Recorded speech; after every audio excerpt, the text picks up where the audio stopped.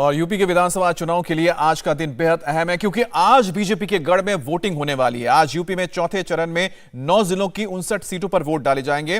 करीब 2 करोड़ मतदाता सुबह 7 बजे से लेकर शाम को 6 बजे तक वोट डाल पाएंगे। चौथे फेज का मुकाबला बेहद दिलचस्प है क्योंकि लखनऊ की सभी सीटों पर आज वोटिंग होने वाली है और आज लखनऊ कैंट से चुनाव लड़ रहे कानून मंत्री ब्रजेश पाठक के भाग्य का भी फैसला होगा। मंत्री आशुतोष टंडन के अलावा ईडी की सर्विस छोड़कर बीजेपी में आए राजेश्वर सिंह की किस्मत का भी आज फैसला हो जाएगा।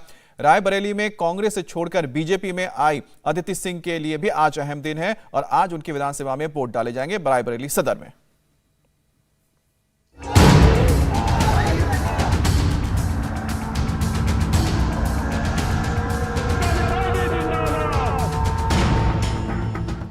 उत्तर प्रदेश का चुनाव आज अपने चौथे चरण में पहुंच गया है। अब से थोड़ी देर बाद यूपी में चौथे चरण के लिए वोट डाले जाएंगे। इस बार का मुकाबला इसलिए भी दिलचस्प है क्योंकि आज लखनऊ के रण का भी फैसला हो जाएगा। बड़े बड़े दिग्गजों की किस्मत दांव पर है। जनता को साधने के लिए चारों ओर से एक दूसरे के ऊपर धुआंधार प्रहार किए गए।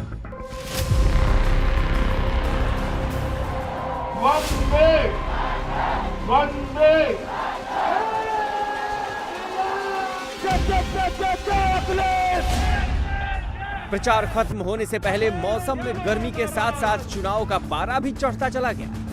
आज चौथे चरण में 9 जिलों की 59 सीटों पर सुबह 7 बजे से वोट डाले जाएंगे। करीब 2 करोड़ मतदाता 624 उम्मीदवारों के भाग्य का फैसला करेंगे। चौथे चरण में जिन 59 सीटों पर वोटिंग है वो बीजेपी का सबसे मजबूत गढ़ माना जा रहा है।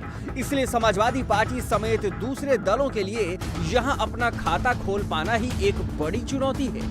पिछली बार यहां के 9 में से 4 जिलों में तो विपक्ष का सुपड़ा ही साफ हो गया था। बीजेपी ने यहां से क्लीन स्वीप करते हुए 59 में से 51 सीटों पर अपना कब्जा जमाया था। समाजवादी पार्टी को 4 सीटों पर संतोष करना पड़ा था, जबकि मायावती और कांग्रेस के हिस्से में सिर्फ 2-2 सीटें आई थी।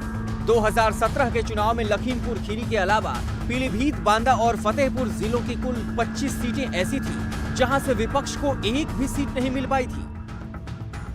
लेकिन इस बार का चुनाव बीजेपी के लिए आसान नहीं है।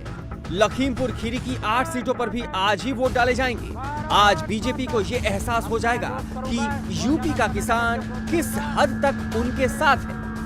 उधर कांग्रेस को आज ये पता चल जाएगा कि पार्टी का चुनावी प्रबंधन संभालने में प्रियंका गांधी किस हद तक सफल साबित हुई है, क्योंकि सोनिया गांधी के लोकसभा क्षेत्र रायबरेली के इलाके में भी आज मतदान है और सबसे मुश्किल अखिलेश के लिए है, क्योंकि वोटिंग से ठीक पहले एक तस्वीर पूरे उत्तर प्रदेश में वायरल हो गई, जिसमें अखिलेश यादव अहमदाबाद के बम ब्लास्ट केस में दोषी आतंकी के पिता के साथ नजर आ रहे हैं। इस तस्वीर के जरिए समाजवादी पार्टी को घेरने के लिए चुनाव से पहले बीजेपी को एक बड़ा हथियार मिल गया। यूपी में एक तो नहीं बल्कि आतंकी हमलों के 14 मुकदमों में समाजवादी सरकार ने बहुत सारे आतंकवादियों से मुकदमे वापस लेने का फरमान सुना दिया था। क्या आतंकवादियों पर रहम करना ठीक है क्या? आप जरा बताइए, रहम करना ठीक है क्या? आतंकवादियों को बचाने के खेल ठीक है क्या? और आज लिपापोती करने निकले हो। ये लोग विस्फोट कर रहे थे, धमाके कर रहे थे और समाजवादी पार्टी सरकार इन आतंकवादियों पर मुकदमा तक नहीं चलने दे रही थी। अहमदाबाद न्यायालय ने 38 आतंकवादियों को फांसी की सजा दी है। इन आतंकवादियों ने गुजरात में सीरियल बम ब्लास्ट किया था। 56 निर्दोष लोग मारे गए थे। और भाइयों बहनों, इसमें से जो आतंकवादी फांसी की सजा पाए हैं, इनमें से 8 आतंकवादी उत्तर प्रदेश के भी हैं। इनमें से एक आतंकवादी का पिता तो बकायदा समाजवादी पार्टी का पदाधिकारी है। पिछले चुनाव में चौथा चरण बीजेपी के लिए बेस्ट रहा था और सूबे की सत्ता में वापसी के लिए गेम चेंजर साबित हुआ था। लेकिन इस बार बाजी कौन मारेगा कोई नहीं बता पा रहा, क्योंकि हर सीट पर कांटे की टक्कर है। चौथे चरण में जनता लखनऊ कैंट से चुनाव लड़ रहे प्रदेश के कानून मंत्री ब्रजेश पाठक के भाग्य का फैसला करेगी। ब्रजेश पाठक का मुकाबला समाजवादी पार्टी के राजू गांधी से है। लखनऊ की सरोजनी नगर सीट पर ईडी की नौकरी छोड़कर बीजेपी में आए राजेश्वर सिंह की किस्मत का फैसला होगा। समाजवादी पार्टी के अभिषेक मिश्र उनको चुनौती दे रहे हैं। लखनऊ ईस्ट से नगर विकास मंत्री आशुतोष टंडन के सामने इस बार समाजवादी पार्टी के अनुराग भदौरिया हैं, तो वहीं रायबरेली में भी इस बार दिलचस्प मुकाबला होने वाला है। कांग्रेस छोड़कर बीजेपी में आई अदिति सिंह का मुकाबला कांग्रेस के मनीष चौहान से है। इस बार कड़ा मुकाबला लखीमपुर में भी है। 2017 में जीतने वाले योगेश वर्मा को ही बीजेपी ने टिकट दिया है, जबकि समाजवादी पार्टी ने उत्कर्ष वर्मा को खड़ा किया है। ये बाबा मुख्यमंत्री जो अपना विकास केवल नाम बदल के दिखाते हैं, योजनाओं का शिलान्यास करते हैं, उद्घाटन का उद्घाटन करते हैं।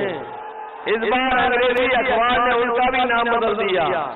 जो दूसरों का नाम बदलते थे, इस बार अंग्रेजी के अखबार ने, एक बहुत प्रतिष्ठित अखबार ने बाबा मुख्यमंत्री का भी नाम बदल दिया और उनका नया नाम बाबा बुलडोजर रख दिया गया। बाबा बुलडोजर, हमारे बुलडोजर बाबा कमाल के हैं, जो गर्मी निकालने की बात कह रहे थे। ये जो बता रहा है कि जिस समय यहाँ के लोग वोट डालेंगे, बुलडोजर बाबा की भाप निकाल देंगे। विपक्ष के पास भले ही खोने के लिए कुछ ज्यादा नहीं है, लेकिन बीजेपी की असली परीक्षा इसी चरण में होगी, क्योंकि जिन 9 जिलों में वोटिंग होगी, वहां की कई खबरें 5 साल तक सुर्खियां बनती रही। अब सवाल है कि बीजेपी क्या 2017 का परफॉर्मेंस दोहरा पाएगी? क्या योगी 2017 वाली जीत दिला पाएंगे? ये फेज सबके लिए असल इम्तिहान ही है। चुनाव का ये चौथा फेज असल में सबके लिए इम्तिहान ही है, क्योंकि वोटिंग खत्म होने के बाद 403 सीटों में से 231 सीटों का फैसला ईवीएम में कैद हो जाएगा। इंडिया टीवी हर वक्त हर जगह डाउनलोड करने के लिए सर्च करें India TV news Google play store या ऐप स्टोर पर।